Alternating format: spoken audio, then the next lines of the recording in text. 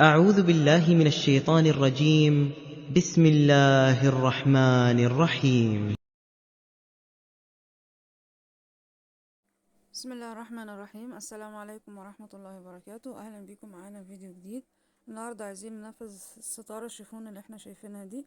هي ممكن تتنفذ بأي خامة على فكرة. أنا عملتها بقطن وعملتها بشيفون والخامات كلها عادي متاحة. المهم التصميم. طبعا ليها برقع، البرقع اللي فوق دوت بيكون عبارة عن شكل زجزاج كده، يعني 7 أو 8 كده. بوسع القماش شوية بحيث ان انا هعمل فيه كشكشة قصر يعني. وبعمل شريط طويل جدا من القماش اللي هو اللون التاني الفاتح. شريط عرضه 10 سنتي وطوله بقى ايه يعني. مش بحدد الطول، يعني هو 3 متر مثلا.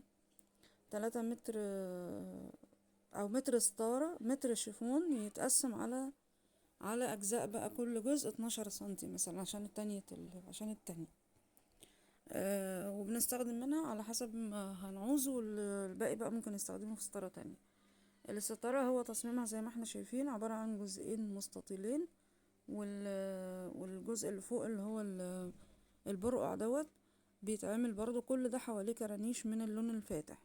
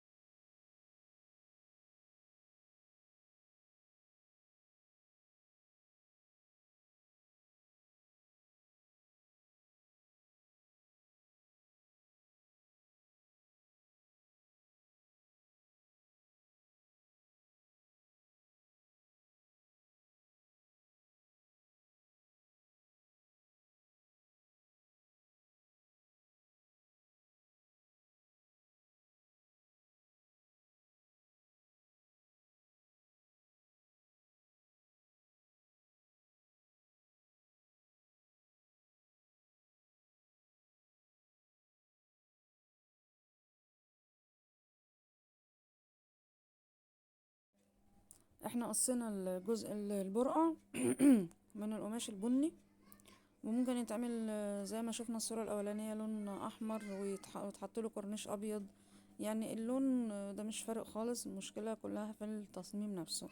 بنعمل البرقع بني وبنحط عليه حواليه الكورنيش اللون السيمون دوت، أو لون فاتح، يعني لون قصدي مش سيمون، ده بيج. فالألوان مش بتفرق، هو المشكلة كلها في المقاسات المظبوطة يعني. طبعا لو شباك طوله 75 سنتي بعمله 75 سنتي بعد الكشكشة. يعني أنا بعمل كل الشغل كله 120 مثلا، وبعدين يتكشكش يبقى يدينا 75.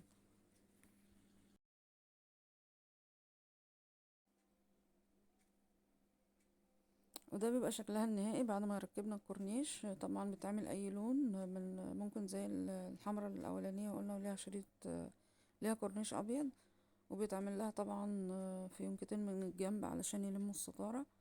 ويا رب تكون التصميم عجبكم وتكون سهلة التنفيذ، ونتقابل ان شاء الله فيديو جديد، والسلام عليكم ورحمة الله وبركاته.